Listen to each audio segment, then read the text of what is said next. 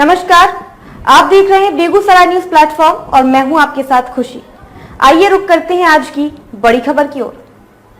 कूट रचित अंक सूची के मामले में सचिव प्रतिमा उर्मलिया के खिलाफ 14 साल बाद आया निर्णय। रीवा जिले के त्योंथर सत्र न्यायालय में 14 वर्ष से चल रहे आपराधिक प्रकरण संख्या 300388/2011 अच्छेलाल सिंह बनाम प्रतिमा देवी उर्मलिया में मोहिनी भदौरिया न्यायिक मजिस्ट्रेट प्रथम श्रेणी त्योंथर जिला रीवा मध्य प्रदेश ने दोनों पक्षों की दलील सुनने के बाद कूट रचित अंक सूची से सचिव की नियुक्ति करने पर श्रीमती प्रतिमा उर्मलिया पति राजकुमार उर्फ राजू उर्मलिया को 2 वर्ष का सक्षम कारावास सुनाया एवं 1000 रुपए के अर्थदंड से दंडित किया गया।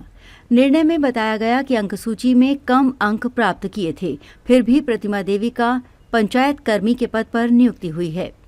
उक्त दस्तावेज में ये लेख है कि प्रतिमा देवी द्वारा हाई स्कूल प्रथम श्रेणी अर्थात 79.84% से उत्तीर्ण की है, जिस कारण मेरिट के आधार पर प्रतिमा देवी की पंचायत कर्मी सचिव पद पर नियुक्ति की गई है। उपरोक्त समस्त परिस्थितियों से ये दर्शित होता है कि अभियुक्त प्रतिमा देवी द्वारा स्वयं की हाई स्कूल की कूट रचित अंक सूची का असली में प्रयोग कर पंचायत कर्मी के पद पर नियुक्ति प्राप्त की है।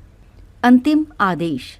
उपरोक्त साक्ष्य विवेचना के आलोक में न्यायालय का ये निष्कर्ष है कि परिवादी ये युक्तियुक्त संदेश से परे प्रमाणित करने में सफल रहा है कि अभियुक्त ने वर्ष 1994 से अगस्त 2007 के मध्य अपने हाई स्कूल यानी कक्षा 10वीं की अंक सूची में कुल प्राप्तांक 383 प्राप्त किया था, परंतु इस प्राप्तांक को कूट रचना कर 519 करते हुए प्रथम श्रेणी में उत्तीर्ण दर्शाकर कूट रचना इस आशय से की कि ग्राम पंचायत जवा के लिए पंचायत कर्मी के रूप में नियुक्ति प्राप्त कर ली जाए एवं अभियुक्त ने उक्त समय में ही उक्त कूट रचित अंक सूची का कपटपूर्वक तथा बेईमानी पूर्वक सत्य अंक सूची के रूप में उपयोग ग्राम पंचायत जवा के लिए पंचायत कर्मी की नियुक्ति हेतु किया।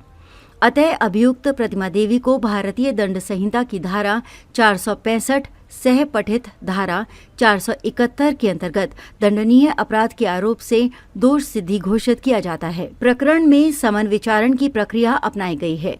धारा 255(2) से स्पष्ट है कि समन मामले में दंड के प्रश्न पर अभियुक्त को सुना जाना आवश्यक नहीं है।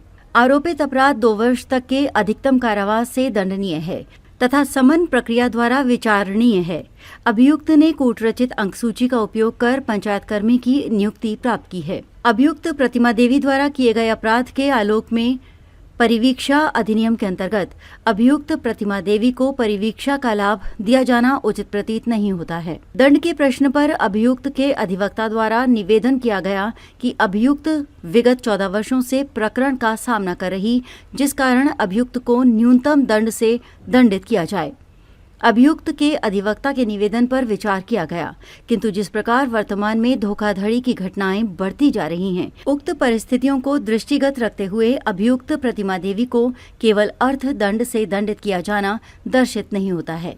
अतः अभियुक्त प्रतिमा देवी को भारतीय दंड संहिता की धारा 465 सह पठित धारा 471 भारतीय दंड संविधान के अंतर्गत दोष सिद्धि कर 2 वर्ष के सक्षम कारावास व 1000 रुपए के अर्थदंड से दंडित किया जाता है।